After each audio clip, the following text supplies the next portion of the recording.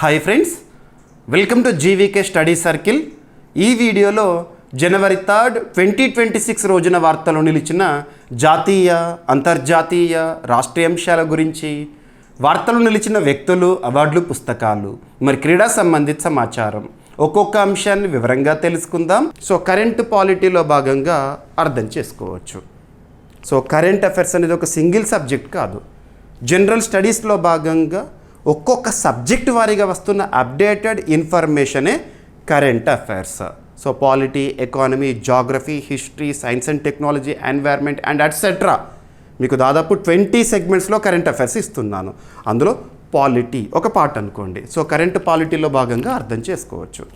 ఇక్కడ అబ్జర్వ్ చేస్తే person is not at all important. Person పేరుని గుర్తుంచుకోండి అని చెప్పట్లేదు, కానీ ఈ పర్సన్ న్యూస్లోకి రావడం వల్ల, ఒక నియామకం అనేది న్యూస్లో ఉండడం వల్ల సబ్జెక్ట్ అనేది ఎలివేట్ అయింది. ఏంటా సబ్జెక్ట్ అంటే హైకోర్టుకు సంబంధించి. ఫస్ట్ స్టాటిక్ పార్ట్ని మనం చూద్దాము. దేశంలోనే అత్యున్నత చట్టం మన రాజ్యాంగం. రాజ్యాంగంలోని 6వ భాగం 6th పార్ట్లో హైకోర్ట్స్ అనే టాపిక్ని మనం చూస్తాము. దేశమంతటికి అత్యున్నత న్యాయస్థానం సుప్రీంకోర్టు. సుప్రీంకోర్టు గురించి మనం ఎక్కడ చూస్తాము? పార్ట్ 5లో చూస్తాము. ఆర్టికల్ 124 నుండి 147 వరకు. సో అది సుప్రీంకోర్టు. మరి ఒక్కొక్క రాష్ట్రానికి ఒక్కొక్క అత్యున్నత న్యాయస్థానం ఉంటుంది కదా, దాన్ని హైకోర్టు అంటాము. అలా హైకోర్టు అనేది ఏ భాగంలోకి వస్తుంది అంటే 6వ భాగంలోకి వస్తుంది. మరి హైకోర్టులకు సంబంధించి అధికార పరిధి ఎవరికి ఉంటుందంటే యూనియన్ లిస్టులోకి వస్తుంది, అంటే కేంద్ర ప్రభుత్వ పరిధిలోని అంశము. మనము ఆర్టికల్ 246 ఆఫ్ ఇండియన్ కాన్స్టిట్యూషన్, లేదంటే షెడ్యూల్ 7 కేంద్ర రాష్ట్ర సంబంధాల గురించి చూస్తాం కదా, సెంటర్ స్టేట్ రిలేషన్స్ గురించి చూస్తాం కదా. అందులో భాగంగా ఆర్టికల్ 246 జాబితాల గురించి చూస్తాము. యూనియన్ లిస్ట్ అని, స్టేట్స్ లిస్ట్ అని, కాన్కరెంట్ లిస్ట్ అని. యూనియన్ లిస్ట్ అంటే కేంద్ర ప్రభుత్వానికి రాజ్యాంగం కేటాయించబడిన అధికారాలు, ఐటెం నెంబర్ 1, 2, 3 అలా చూస్తాము.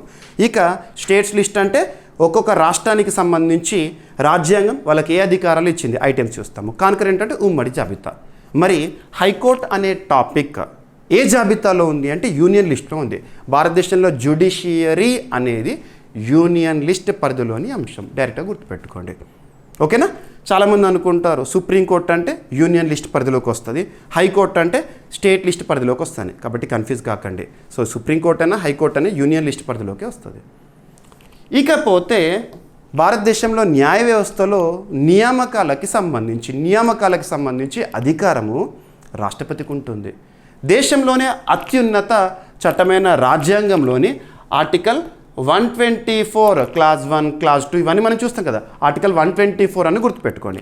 ఆర్టికల్ 124 ప్రకారము దేశంలోనే అత్యున్నత న్యాయస్థానమైన సుప్రీంకోర్టుకి ప్రధాన న్యాయమూర్తిని మరియు ఇతర న్యాయమూర్తులను సో ఇతర జడ్జెస్ ఉంటారు కదా, వాళ్ళను నియమించే అధికారము రాజ్యాంగం ఆర్టికల్ 124 ప్రకారము రాష్ట్రపతికి ఇచ్చింది. సో రాష్ట్రపతి గుర్తుపెట్టుకోండి. ఇక హైకోర్ట్స్ విషయానికి వస్తే ఆర్టికల్ 217 ప్రకారం పార్ట్ 6లో ఉంటుంది. ఆర్టికల్ 217 ఇక్కడ మీరు క్లాజెస్ గుర్తుపెట్టుకోవాల్సిన అవసరం లేదు, ఇక్కడ బేసిక్గా ఇస్తున్నా డైరెక్ట్గా, ఓకేనా. మనం పాలిటీలో భాగంగా డెప్త్గా చూడడం జరిగింది. సో ఆర్టికల్ 217 ప్రకారము భారతదేశంలో ఒక్కొక్క హైకోర్టు ఉంటుంది కదా, ఒక్కొక్క హైకోర్టుకి ఒక్కొక్క ప్రధాన న్యాయమూర్తి ఉండాలి. And at the same time ఇతర న్యాయమూర్తులు ఉంటారు కదా, వాళ్ళను నియమించే అధికారం కూడా రాష్ట్రపతికే ఉంటుంది. రాజ్యాంగం రాష్ట్రపతికి ఈ అధికారాన్ని ఇచ్చింది. సుప్రీంకోర్టు అయినా హైకోర్టు అయినా. సో నియామకం అనేది ప్రక్రియ రాష్ట్రపతి ద్వారానే ఫైనల్. కొలిజియం సిఫార్సుల మేరకు. సుప్రీంకోర్టు కొలిజియం అంటే 5 జడ్జెస్ ఉంటారు. 1+4 గుర్తుంచుకోండి, CJI + 4 senior judges. High court collegium అన్నాం అనుకోండి, 3 మెంబర్స్ ఉంటారు. So CJI and at the same time ఇతర న్యాయమూర్తులు అలాగా. ఇకపోతే ఇక్కడ ఇతర న్యాయమూర్తులు అనే ఒక వర్డ్ వచ్చింది. మీకు ఏ వర్డ్ వచ్చినా కూడా డెప్త్గా వెళ్తున్నాను. ఇతర న్యాయమూర్తులు సంఖ్యని ఎవరు నిర్ణయిస్తారు? సుప్రీంకోర్టులో ఒక ప్రధాన న్యాయమూర్తి మరియు ఇతర న్యాయమూర్తులు ఉంటారు కదా, ఆ ఇతర న్యాయమూర్తులు ఎంతమంది ఉండాలనేది పార్లమెంట్ డిసైడ్ చేస్తుంది. పార్లమెంట్. సో 1+33 అంటాం కదా, ఒక ప్రధాన న్యాయమూర్తి 33 మంది ఇతర న్యాయమూర్తులు అని చెప్తాం కదా, అంటే ఆ సంఖ్యను 33 అనే సంఖ్యను ఎవరు డిసైడ్ చేస్తారు? పార్లమెంట్. అదే భారతదేశంలో ఒక్కొక్క రాష్ట్రానికి ఒక్కొక్క హైకోర్టు ఉంది కదా, మరి ఆ హైకోర్టులో ఉండే ప్రధాన న్యాయమూర్తి ఒక్కరే ఉంటారు. ఇతర న్యాయమూర్తుల సంఖ్యను ఎవరు నిర్ణయిస్తారు అంటే రాష్ట్రపతి. సో ఈ డిఫరెన్స్ గుర్తుపెట్టుకోండి. ప్రస్తుతం భారతదేశంలో as on this day around 25 high courts ఉన్నాయి. కొన్ని కేంద్రపాలిత ప్రాంతాల పరిధి విషయానికి చూస్తే సమీప హైకోర్టు పరిధిలోకి వస్తాయి. That is different. ప్రస్తుతానికి అప్రస్తుతం ఇవి చూడండి. ఇక సబ్జెక్ట్లోకి వస్తుంది. సో ఆర్టికల్ 217 హైకోర్టులో న్యాయమూర్తి లేదా ప్రధాన న్యాయమూర్తి నియామకం గురించి కొలీజియం సిఫార్సుల మేరకు జరుగుతుంది. సో న్యాయశాఖ వారు నిన్నటి రోజున అధికారికంగా రిలీజ్ చేస్తారు ఆర్డర్. అదేంటంటే జార్ఖండ్ హైకోర్టు. సో జార్ఖండ్ హైకోర్టుకి సీజేగా చీఫ్ జస్టిస్గా ఎవరు నియమితులయ్యారంటే జస్టిస్ మహేష్ గారు అని గుర్తుంచుకోండి. జస్టిస్ మహేష్ శరత్ చంద్ర సోనక్. జస్టిస్ మహేష్ అని గుర్తుపెట్టుకోండి. వార్తల్లో వ్యక్తిగా అడగవచ్చు, లేదంటే ఈ కాన్సెప్ట్ మాత్రం గుర్తుంచుకోండి. ఇతడు వార్తల్లోకి రావడం వల్ల ఈ కాన్సెప్ట్ అంతా కూడా ఇప్పుడు ఎలివేట్ అయింది. ఈ విధంగా చూడాలి. సో జస్టిస్ మహేష్ శరత్ చంద్ర సోనక్ ఇటీవల ఏ హైకోర్టుకి ప్రధాన న్యాయమూర్తిగా నియమితులయ్యారు. సో రాష్ట్రపతి గారు ఫైనల్ చేసేశారు. అండ్ న్యాయ మంత్రిత్వ శాఖ. సో భారతదేశంలో కేంద్ర న్యాయ వ్యవహారాల మంత్రిత్వ శాఖ ప్రస్తుతం అర్జున్ రామ్ మేఘవాల్ గారు కన్సర్న్ మినిస్టర్గా ఉన్నారు. ఆ మంత్రిత్వ శాఖ వారు అధికారికంగా ఈ ఆర్డర్ని రిలీజ్ చేస్తారు. సరిపోతుంది. సో ఇదంతా కూడా నేను ఎక్స్ప్లెయిన్ చేసిందే కరెంట్ అఫైర్స్లో భాగంగా స్క్రిప్ట్. ఓకేనా. సో జార్ఖండ్ హైకోర్టు ప్రధాన న్యాయమూర్తిగా జస్టిస్ మహేష్ సోనక్ గారి నియామకానికి కేంద్ర ప్రభుత్వం ఆమోదం తెలిపింది. ఓకేనా. ఈ నియామకానికి సంబంధించిన సమాచారాన్ని కేంద్ర న్యాయ మరియు న్యాయశాఖ మంత్రిత్వ శాఖ నోటిఫికేషన్ ద్వారా చెప్పడం జరిగింది. రాష్ట్రపతి ద్రౌపది ముర్ము గారు ఈ నియామకానికి ఆమోదం తెలిపారు. ఇక కమింగ్ జనవరి 8న, సో జనవరి 8వ తేదీన ప్రస్తుత ప్రధాన న్యాయమూర్తి పదవి విరమణ అనంతరం, సో జార్ఖండ్ హైకోర్టులో ప్రస్తుతం సీజే ఉన్నాడు. తను పదవి విరమణ చేయబోతున్నారు, అంటే రిటైర్ అవ్వబోతున్నారు. తన స్థానంలోకి ఇతను రాబోతున్నారు. ఎనఫ్. గతంలో బాంబే హైకోర్టు న్యాయమూర్తిగా ఉన్నాడు సోనక్. ఇప్పుడు జార్ఖండ్ రాష్ట్ర హైకోర్టు సీజేగా చీఫ్ జస్టిస్గా. ఓకేనా. సరిపోతుంది. సో రాజ్యాంగం నిర్దేశించిన నియమాల ప్రకారమే ఈ నియామక ప్రక్రియ అనేది పూర్తవుతుంది. రైట్. సో జార్ఖండ్ హైకోర్టు వాస్తవానికి జార్ఖండ్ స్టేట్ అనేది 2000 ఇయర్లో స్థాపన జరిగింది. And at the same time Jharkhand high court వచ్చేసేసి ఎక్కడుంది? రాంచీ. సీట్ ఆఫ్ కోర్ట్ అంటాము, రాంచీలో ఉంది. జార్ఖండ్ రాజధాని కూడా రాంచీయే. ఓకేనా. జార్ఖండ్ రాష్ట్ర హైకోర్టు కూడా 2000 ఇయర్లోనే ఏర్పాటైంది. రాష్ట్ర ఏర్పాటు 2000 నవంబర్, హైకోర్టు కూడా. ఇక జార్ఖండ్లో ప్రస్తుతము జార్ఖండ్ ముక్తి మోర్చా అధికారంలో ఉంది. హేమంత్ సోరెన్ గారు ముఖ్యమంత్రిగా విధులు నిర్వర్తిస్తున్నారు. జార్ఖండ్ ప్రస్తుత గవర్నర్గా సంతోష్ గాంగ్వార్ గారు ఉన్నారు. ఏదైనా ఒక రాష్ట్రం న్యూస్లో ఉంది అంటే గవర్నర్ పైన కూడా ఫోకస్ చేయండి, ఎగ్జామినేషన్లో అడగవచ్చు. ఓకేనా. అవన్నీ నా బాధ్యత, నేను చూసుకుంటాను. న్యాయ నియామకాల్లో కేంద్ర న్యాయ మరియు న్యాయశాఖ మంత్రిత్వ శాఖ కీలక పాత్ర పోషిస్తుంది. ఎనఫ్. సో కరెంట్ పాలిటీలో భాగంగా అర్థం చేసుకోవాల్సిన ఒక టాపిక్. ఇక నెక్స్ట్, దీన్ని కూడా మనం కరెంట్ పాలిటీలో భాగంగా అర్థం చేసుకోవచ్చు. ఆల్రెడీ ఆగస్ట్ 2024 నుండి, ఆగస్టు 4, 2024 నుండి మనం న్యాయసేతును చూస్తున్నాం. సో సుప్రీంకోర్టుకి సంబంధించి లేదా న్యాయ వ్యవస్థలో చాలా రిఫార్మ్స్ వస్తున్నాయి. మారుతున్న కాలానికి అనుగుణంగా ప్రతి వ్యవస్థ కూడా మారాల్సిందే. ప్రస్తుతం డిజిటల్ యుగంలో ఉన్నాము. కావలసిన సేవలు ఆన్లైన్లో పొందుతున్నాము. మరి న్యాయ వ్యవస్థకి సంబంధించిన సహాయం పొందడానికి ఆన్లైన్లో మనం న్యాయసేతుని చూడడం జరిగింది. ఆన్లైన్ సేవలు న్యాయ వ్యవస్థకి సంబంధించి. ఇప్పుడు ఈ న్యాయసేతు సేవలు ఏవైతే ఉంటాయో వాట్సాప్లో కూడా అందుబాటులోకి వస్తుంది. సింపుల్గా మనం డిఫరెంట్ స్టేట్స్లో వాట్సాప్ గవర్నెన్స్ అని చెప్పేసి అలా చూస్తాం కదా. ఇక్కడ సుప్రీంకోర్టు కూడా అఫీషియల్గా, అధికారికంగా లేదా న్యాయ వ్యవస్థలో అధికారికంగా న్యాయసేతు సేవలు అనేవి వాట్సాప్ ద్వారా అందుబాటులోకి వచ్చినాయి. ఇక్కడ ఒక అఫీషియల్ నెంబర్ కూడా రిలీజ్ అయింది. డిపార్ట్మెంట్ ఆఫ్ జస్టిస్, కేంద్ర న్యాయ మంత్రిత్వ శాఖ పరిధిలోని వారు రిలీజ్ చేస్తారు. ఇక్కడ వాట్సాప్ నెంబర్ ఏంటంటే 721777111814. కొన్ని నెంబర్స్ గుర్తుంచుకోవాలి, తప్పదు. మనకు దేశంలోనే అత్యున్నత చట్టమైన రాజ్యాంగంలో పార్ట్ 4లో డిపిఎస్పిస్ గురించి చూస్తాము. Directive principles of state policy అని చెప్పేసి ఆదేశిక సూత్రాలు అంటాం. ఆదేశిక సూత్రాలకు సంబంధించి ఏ ఆర్టికల్ నుండి ఆర్టికల్ వరకు చూస్తాము? ఆర్టికల్ 36 నుండి 51 వరకు చూస్తాము. అందులో ఆర్టికల్ 39A గుర్తుపెట్టుకోండి. మీకు నిన్నటి క్లాస్లో కూడా చెప్పాను, ఏదైనా ఒక ఆర్టికల్ ఉంది అంటే ఆర్టికల్ పక్కన లెటర్స్ ఉంటాయి కదా, క్యాపిటల్ లెటర్ వచ్చింది అంటే ఏమర్థం కావాలి మీకు? అబ్జర్వేషన్ అనేది ఇంపార్టెంట్. యాస్పిరెంట్కి కావాల్సిన ప్రధాన లక్షణము అబ్జర్వేషన్, కీన్ అబ్జర్వేషన్ ఉండాలి. ఈ క్యాపిటల్ ఏ ఉంది అంటే అర్థం ఏంటి? రాజ్యాంగం అమల్లోకి వచ్చినప్పుడు ఈ ఆర్టికల్ లేదు, మధ్యలో వచ్చింది అన్నట్టు. మరి ఏ రాజ్యాంగ సవరణ చట్టం ద్వారా చేర్చారు? 42nd కాన్స్టిట్యూషనల్ అమెండ్మెంట్ యాక్ట్, 42వ రాజ్యాంగ సవరణ చట్టం 1976 ద్వారా ఎమర్జెన్సీ కాలంలో చేశారు. ఓకేనా? దాని ద్వారా ఆర్టికల్ 39 క్యాపిటల్ ఏని చేర్చారు. ఏం చెప్తుంది అంటే ఫ్రీ లీగల్ ఎయిడ్ గురించి చెప్తుంది. ఫ్రీ లీగల్ ఎయిడ్, ఉచిత న్యాయ సేవా సహాయం అంటాము, గుర్తుంచుకోండి. సో న్యాయ సహాయం పొందడం అనేది పౌరుడికి ఒక హక్కు అనుకోవచ్చు. ఓకేనా? అందుకోసం మనకు నేషనల్ లీగల్ సర్వీసెస్ అథారిటీ కూడా పనిచేస్తుంది. ఎక్స్ అఫీషియో ఎగ్జిక్యూటివ్ చైర్పర్సన్గా సుప్రీంకోర్టులో ప్రధాన న్యాయమూర్తి పోను సీనియర్ మోస్ట్ ఇంకొకరు ఉంటారు కదా, 2వ స్థానంలో, తను విధులు నిర్వర్తిస్తారు నేషనల్ లీగల్ సర్వీసెస్ అథారిటీకి. ప్రస్తుతం విక్రమ్నాథ్ గారు విధులు నిర్వర్తిస్తున్నారు. లింక్ అవ్వాలి. ఏదైనా ఒక టాపిక్ ఉంది అంటే కరెంట్ అఫైర్స్తో కూడా లింక్ చేయగలగాలి. ఓకేనా? సో ఇక్కడ లింక్ చేసుకోండి.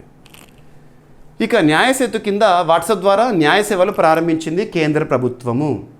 సో ప్రజలకి కావాల్సిన, పౌరులకు కావాల్సిన న్యాయ సహాయం అందించడానికి వాట్సాప్ సేవలు. సో ఈ నెంబర్ మీరు వాట్సాప్లో మనం నెంబర్ సేవ్ చేసుకున్న తర్వాత వాట్సాప్లో ఈ నెంబర్కి హాయ్ అని మీకు కావాల్సిన సేవని పొందవచ్చు. కేసులకు సంబంధించి కానివ్వండి, ఏదైనా కూడా. ప్రజలకు సులభంగా మరియు వేగంగా న్యాయ సహాయం అందించేందుకు కేంద్ర ప్రభుత్వం న్యాయసేతు సేవలను వాట్సాప్ ద్వారా అందుబాటులోకి తెచ్చింది. వాట్సాప్ సందేశాల ద్వారా న్యాయసేతు నుంచి ఉచిత న్యాయ సేవలను పొందవచ్చని కేంద్ర న్యాయశాఖ తెలిపింది. ఈ కార్యక్రమం ద్వారా ప్రతి పౌరునికి వృత్తిపరమైన న్యాయ సహాయము సులభంగా అందుబాటులో ఉంటుంది. సంక్లిష్టమైన పరిపాలనా ప్రక్రియలు లేకుండా న్యాయ మార్గదర్శకత్వాన్ని త్వరగా పొందేలా ఈ సేవను రూపొందించారు. న్యాయసేతు యాప్ని భారత ప్రభుత్వము 2024 ఆగస్టు 4న ప్రారంభించడం జరిగింది. సో న్యాయ వ్యవస్థకు సంబంధించి ప్రజలకు న్యాయ సహాయం మరింత విస్తృతంగా మరియు సమర్థవంతంగా అందించడమే ఈ కార్యక్రమం యొక్క లక్ష్యము. ఓకేనా? నంబర్ కూడా ఇచ్చారు, right? So examination point of వ్యూలో డైరెక్ట్గా అడగవచ్చు బిట్. ఓకే. సో కేంద్ర న్యాయ మరియు న్యాయశాఖ మంత్రిత్వ శాఖ, కేంద్ర న్యాయ మరియు న్యాయశాఖ మంత్రిత్వ శాఖ 1967లో ఏర్పడింది. కొన్ని మంత్రిత్వ శాఖలు ఏ సంవత్సరంలో ఏర్పడినా కూడా మీకు మెన్షన్ చేస్తున్న ఏదో ఒక కేంద్ర మంత్రిత్వ శాఖ న్యూస్లో ఉందంటే, ఉదాహరణకు చెప్పాలంటే మినిస్ట్రీ ఆఫ్ ఆయుష్. ఏ సంవత్సరంలో మినిస్ట్రీ ఆఫ్ ఆయుష్ అనేది ప్రారంభమైంది? 2014లో. మినిస్ట్రీ ఆఫ్ కోఆపరేటివ్స్, సహకార వ్యవహారాల మంత్రిత్వ శాఖ ఏ సంవత్సరంలో? 2021. ఇలా చూడాలి. ఓకేనా? సరిపోతుంది. Article 39A. ఇక ఇంటర్నేషనల్ ఇష్యూస్ చూద్దాము కొన్ని.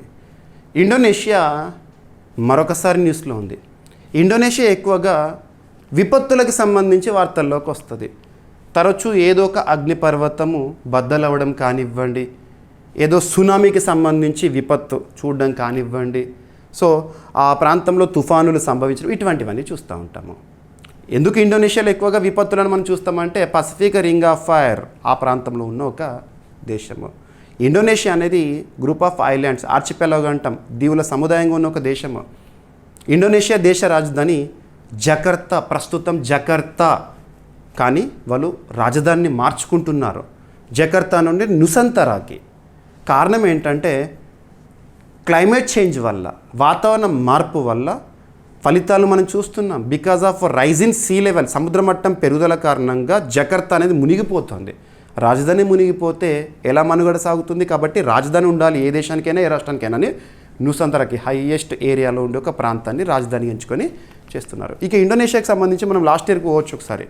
2025 జనవరి 26 అంటే మనము రిపబ్లిక్ డే సెలబ్రేషన్స్ని చూస్తాము, గణతంత్ర దినోత్సవ వేడుకలు. ఒక ప్రముఖుని మన భారతదేశానికి ఆహ్వానిస్తాము ఆ వేడుకల్లో పాల్గొనడానికి ముఖ్య అతిథిగా. లాస్ట్ ఇయర్ ఇండోనేషియా దేశం నుండి ఆ దేశాధినేత ప్రభోవో సుబియాంతో గారు వచ్చారు. సో ఇలా లింక్ అవ్వాలి. ఓకేనా? ఇక ఇండోనేషియా ఆ దేశంలో చాలా సంస్కరణలు తీసుకొస్తుంది. ఇక్కడ ఒక సంస్కరణ, వివాహ జీవితం అనేది చాలా అద్భుతము. మరి అటువంటి వివాహ జీవితము చాలా పవిత్రంగా ఉండాలి. ఇక్కడ ఇండోనేషియా తీసుకున్న నిర్ణయం ఏంటంటే వివాహేతర సంబంధాలను అడ్డుకోవాలి మరియు వివాహ వ్యవస్థకి డివినిటీ ఇవ్వాలి. అందుకే మ్యారేజ్ కాకముందు, వివాహానికి ముందు సెక్స్ చేయడం కానివ్వండి, శారీరకంగా కలవడం కానివ్వండి, లేదా వివాహం అయిన వాళ్ళు ఎవరైతే ఉంటారో వివాహంలో ఉంటూనే, వివాహ వ్యవస్థలో ఉంటూనే వివాహేతర సంబంధాలు పెట్టుకునే వాళ్ళు ఎవరైతే ఉంటారో వాళ్ళని అడ్డుకట్ట వేయడానికి కొత్త నిబంధనల్ని జనవరి 2, 2026 అమలుకు తీసుకొచ్చింది. జనవరి 2, 2026 నిన్నటి నుండి. మరి ఇక్కడ అబ్జర్వ్ చేస్తే ఎవరైతే వివాహేతర సంబంధం పెట్టుకుంటారో ఆ దేశంలో వాళ్ళు 1 year జైలు శిక్షను అనుభవించాలి. ఇక ఈ కొత్త నియమాల ప్రకారము ఎవరైతే వివాహానికి ముందే శారీరకంగా లేదా సెక్స్లో పాల్గొంటారో అటువంటి వాళ్ళకి 6 నెలల వరకు జైలు శిక్ష విధించడం, ఇటువంటి నియమాలు చెప్పారు. ఓకేనా? సో పెళ్లికి ముందే సెక్స్, సహజీవనం శిక్షార్హ నేరాలుగా ప్రకటించిన ఇండోనేషియా. ఓకేనా? సో ఇండోనేషియాలో పెళ్లికి ముందే సెక్స్ చేయడము మరియు పెళ్లి లేకుండా సహజీవనం చేయడము శిక్షార్హ నేరాలుగా ప్రకటిస్తూ కొత్త చట్టము అమల్లోకి వచ్చింది. ఈ చట్టం ప్రకారం వివాహేతర లైంగిక సంబంధాలు పెట్టుకోవడం నేరంగా పరిగణించబడుతుంది. ఇక పెళ్లి కాకుండా కలిసి జీవించడం లేదా సహజీవనం చేయడం కూడా నేరంగానే పేర్కొన్నారు. ఈ చట్టానికి సంబంధించిన బిల్లును ఇండోనేషియా పార్లమెంటు 2022 డిసెంబర్లోనే ఆమోదించింది. 3 సంవత్సరాల మార్గదర్శక కాలం అనంతరం ఈ చట్టం జనవరి 2 అంటే నిన్నటి నుండి, ఫ్రైడే నుండి అమల్లోకి వచ్చింది. ఈ కాలంలో ప్రజలకు మరియు పోలీసు అధికారులకు అవగాహన కార్యక్రమాలు, శిక్షణలు నిర్వహించారు. అందరినీ మెంటల్గా అవగాహన కల్పించారు. సింపుల్గా వివాహేతర సంబంధాలు పెట్టుకొని సెక్స్ చేస్తే గరిష్టంగా 1 ఏడాది జైలు శిక్ష విధించే చట్టం ఇది. పెళ్లి కాకుండా సహజీవనం కానివ్వండి, సెక్స్లో పాల్గొనడం కానీ చేశారనుకోండి 6 నెలల జైలు శిక్ష విధించవచ్చు అంట. సో ఎగ్జామినేషన్లో డైరెక్ట్గా అడగవచ్చు ఇండోనేషియాకి సంబంధించి. సో ఇండోనేషియా లొకేషన్ చూడండి, ఆసియా ఖండంలోని ఒక దేశం, గ్రూప్ ఆఫ్ ఐలాండ్స్. ఓకేనా? రైట్. సో ఇండోనేషియాకి సంబంధించి బేసిక్ పాయింట్స్. వార్తలో ఏదైనా ఒక అంశం ఉంది అంటే దానికి సంబంధించిన బేసిక్ పాయింట్స్ చూడాలి. స్టాటిక్ పాయింట్స్ అంటాము. రాజధాని ఏంటి, కరెన్సీ ఏంటి, ప్రస్తుతం అక్కడ అధికారంలో అధ్యక్షుడు ఎవరు, ఇటువంటివి చూడాలి. మీకు ప్రతి పాయింట్ నేను కవర్ చేస్తాను. ఇండోనేషియా ప్రపంచంలో అతిపెద్ద ముస్లిం జనాభా కలిగిన దేశము. First thing. ఓకేనా? ఇండోనేషియా రాజధాని జకర్తా ప్రస్తుతం అతి త్వరలో మారబోతోంది. నూసంతరాని చూడబోతున్నాము. ఇక ఇండోనేషియా ప్రస్తుత అధ్యక్షుడు ప్రబో సుబియాంటో. తనే లాస్ట్ ఇయర్ 2025 జనవరి 26న మన భారతదేశంలో గణతంత్ర దినోత్సవ వేడుకల్లో పాల్గొన్నారు. మరి 2026లో ఎవరు రాబోతున్నారో చూడాలి.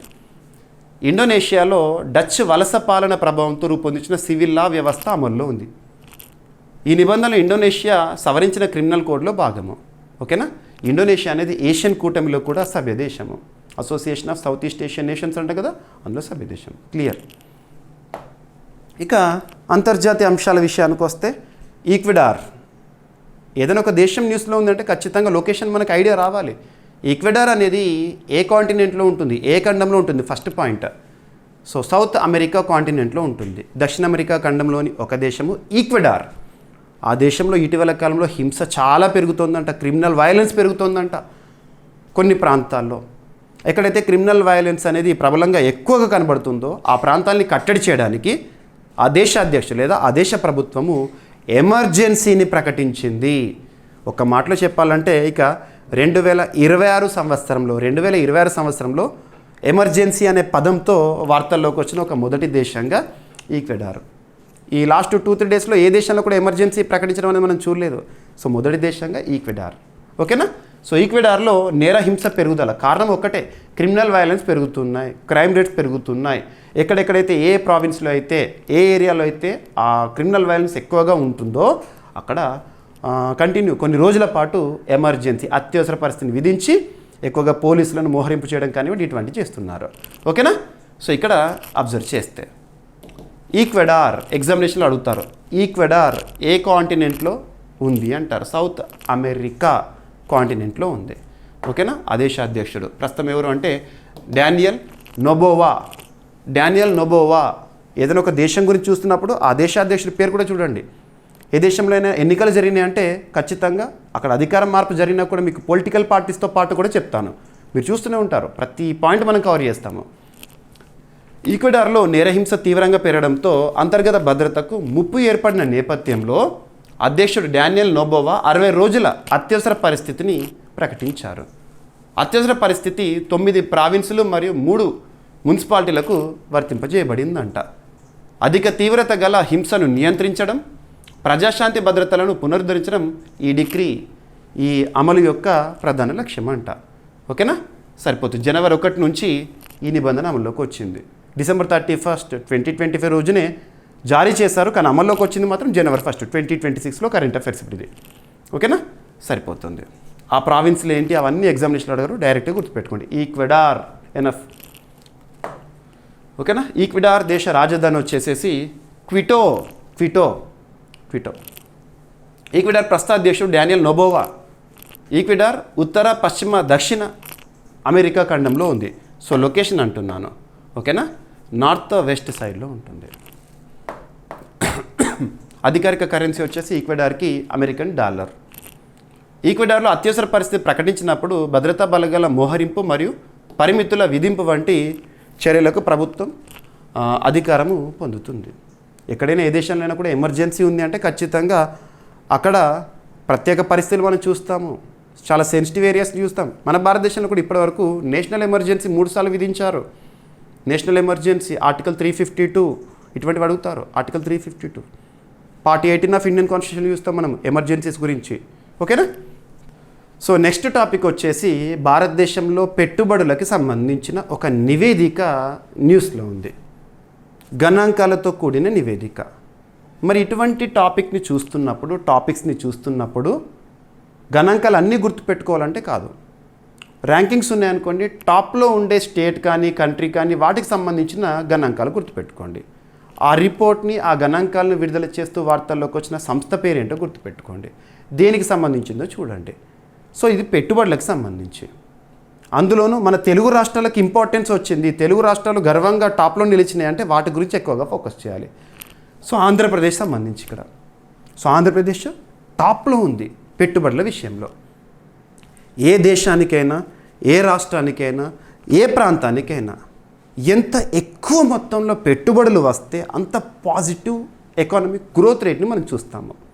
సో ఇక్కడ అబ్జర్వ్ చేస్తే దేశంలో పెట్టుబడుల ఆకర్షణలో అగ్రస్థానంలో మన తెలుగు రాష్ట్రమైన ఆంధ్రప్రదేశ్ ఉంది. ప్రస్తుతం అక్కడ చూస్తున్న పరిపాలన దీనికి కారణము. మరి దేశంలోకి వస్తున్న మొత్తం పెట్టుబడుల్లో 25.3% ఆంధ్రప్రదేశ్కి వెళ్తోందంట. ఆ తర్వాత ఒడిషా 13.1%, ఆ తర్వాత మహారాష్ట్ర 12.8%, ఆ తర్వాత తెలంగాణ 9.5%, గుజరాత్ 7.1%, తమిళనాడు 4.9% అండ్ ఎట్సెట్రా. మరి దీన్ని ఎవరు రిలీజ్ చేశారు అంటే బ్యాంక్ ఆఫ్ బరోడా వారు రిలీజ్ చేశారు. ప్రస్తుత ఆర్థిక సంవత్సరం అనేది ఎప్పుడైనా కూడా ఏప్రిల్ 1న ప్రారంభమై మార్చ్ 31తో ముగుస్తుంది కదా.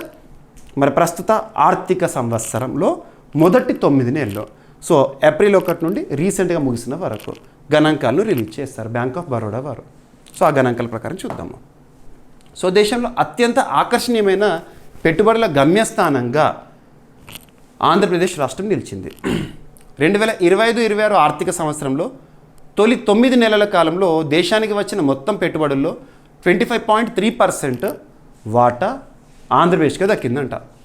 ఈ వివరాలను బ్యాంక్ ఆఫ్ బరోడా నివేదికలో చెప్పారు. మరి ఈ నివేదికను సిద్ధం చేయడానికి ఏ సంస్థ నుండి సహకారం పొందారు అంటే centre for monitoring Indian economy. Centre for monitoring Indian economy అనేది ముంబై కేంద్రంగా పనిచేస్తుంది. ఏదైనా ఒక సంస్థ వార్తలోకి వచ్చిందంటే ప్రధాన కేంద్రం ఇంపార్టెంట్.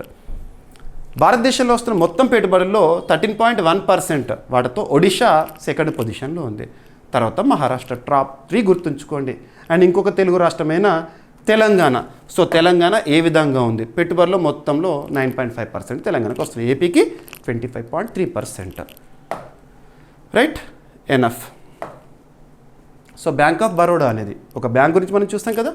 1908లో స్థాపితము. ప్రధాన కార్యాలయం వడోదర, గుజరాత్. కొన్ని బ్యాంకుల గురించి మన వార్తలు చూస్తే హెడ్ క్వార్టర్ ఏంటి, ఎప్పుడు స్థాపితం చూడాలి. ఓకేనా. బ్యాంక్ ఆఫ్ బరోడాకి ప్రస్తుతం సీఎండీగా దేవదత్త చంద్ర గారు ఉన్నారు.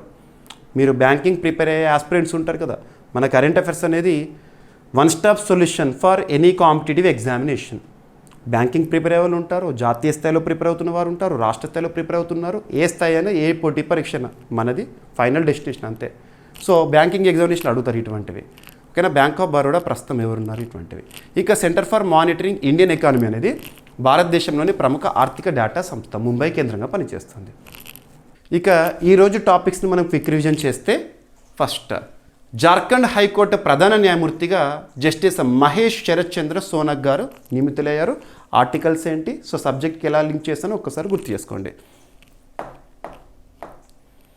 ఇక న్యాయసేతు సేవలు వాట్సాప్ ద్వారా అందుబాటులోకి రావడం జరిగింది. ఆ వాట్సాప్ నెంబర్ గుర్తుంచుకోండి, కేంద్ర ప్రభుత్వం అధికారికంగా ప్రకటించింది. పెళ్లికి ముందే సెక్స్, సహజీవనం శిక్షార్హ నేరాలుగా ప్రకటిస్తూ ఏ దేశం వార్తల్లోకి వచ్చింది అంటే ఇండోనేషియా.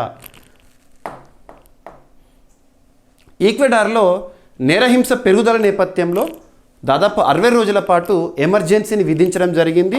ఆ దేశ ప్రభుత్వం అధ్యక్షుడిగా డానియల్ నబోవా ఉన్నారు. ఇక అమెరికాలో బాంబు సైక్లోన్గా మారిన వింటర్ స్టార్మ్ ఎజ్రా, ఇటీవల వార్తలు ఇచ్చిన వింటర్ స్టార్మ్ ఎజ్రా ఏ దేశంలో బాంబు సైక్లోన్గా మారింది అంటే అమెరికా. బాంబు సైక్లోన్ అంటే ఏంటని అడుగుతారు ఎగ్జామినేషన్లో. భారత్లో తొలి స్లమ్ రహిత నగరంగా, ఇండియాస్ ఫస్ట్ స్లమ్ ఫ్రీ సిటీగా సూరత్, గుజరాత్ రాష్ట్రంలోని ప్రముఖ నగరం నిలిచింది. ప్రపంచంలో తొలి మల్టీనేషనల్ యూనివర్సిటీగా ఎదుగుతోంది ఐఐటి మద్రాస్. ప్రత్యేకత గురించి మనం చూసాము. అండ్ దేశంలో పెట్టుబడుల ఆకర్షణలో అగ్రస్థానంలో ఆంధ్రప్రదేశ్ రాష్ట్రం ఉంది. సో నివేదికను విడుదల చేసిన వారెవరు, సహకారం ఇచ్చిన వారెవరు? తెలుగు రాష్ట్రాల జల వివాదాల పరిష్కారానికి కేంద్ర కమిటీని ఏర్పాటు చేయడం జరిగింది కేంద్ర ప్రభుత్వము. ఆ కమిటీకి చైర్పర్సన్గా Central Water Commission chairperson Atul Jain garu. Atal వయో అభ్యుదయ యోజనకి 2.91 కోట్ల రూపాయల మంజూరు చేస్తూ ఆంధ్రప్రదేశ్ రాష్ట్రం ప్రత్యేకంగా న్యూస్లో ఉంది. సో వృద్ధులకు సంబంధించిన సంక్షేమ కార్యక్రమాలు ఏవైతే నేను చెప్పానో చూడండి. సో తెలంగాణలో పాతరాతి యుగం ఆనవాళ్ళ గుర్తింపు ఎక్కడ, ములుగులో. ప్రత్యేకత ఏంటి, సో పాతరాతి యుగం అంటే ఏంటి? సో రాణి వేలు నచ్చియార్ గొప్పతనము, సో తనకు సంబంధించిన చరిత్ర చెప్పాను. సో ఈరోజు ప్రత్యేకత ఎందుకు తన గురించి డిస్కస్ చేశాము.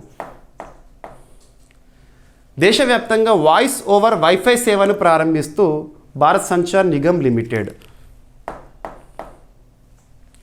డ్రగ్ ఆవిష్కరణ వేగవంతానికి పాత్ జెన్నీ ఓపెన్ సోర్స్ సాఫ్ట్వేర్ని మినిస్ట్రీ ఆఫ్ ఎస్ఎన్టీ వారు తీసుకురావడం జరిగింది. ఉద్దేశం ఏంటి? అంగారక గ్రహంపై నీటి వల్ల ఏర్పడిన గుహలను గుర్తిస్తూ చైనా శాస్త్రవేత్తలు న్యూస్లో ఉన్నారు. ఎగుమతుల ప్రోత్సాహ మిషన్ నిర్యాత్ ప్రోత్సాహం కింద 2 కీలక చర్యలకు కేంద్రం ఆమోదం తెలిపింది. ఉద్దేశం ఏంటి? భారతదేశంలో ఎంఎస్ఎంఈ సెక్టార్ నుండి ఎక్స్పోర్ట్స్ని మరింత ప్రోత్సహించడం కోసము. డ్రోన్ శక్తి మిషన్ అతి త్వరలో భారతదేశంలో అమల్లోకి రానుంది. ఎవరి పరిధిలో? అనుసంధాన్ నేషనల్ రీసెర్చ్ ఫౌండేషన్ ఆధ్వర్యంలో. సో ప్రత్యేకత ఏంటి? Drone rules 2021. అండ్ 3వ జాతీయ స్పోర్ట్స్ ఏరోబిక్స్ ఫిట్నెస్ ఛాంపియన్షిప్లో తెలంగాణ ఓవరాల్గా విజేతగా నిలిచింది. ఈ కాంపిటీషన్స్ తమిళనాడులో జరిగినాయి. రన్నరప్గా తమిళనాడు. గుర్తుపెట్టుకోండి.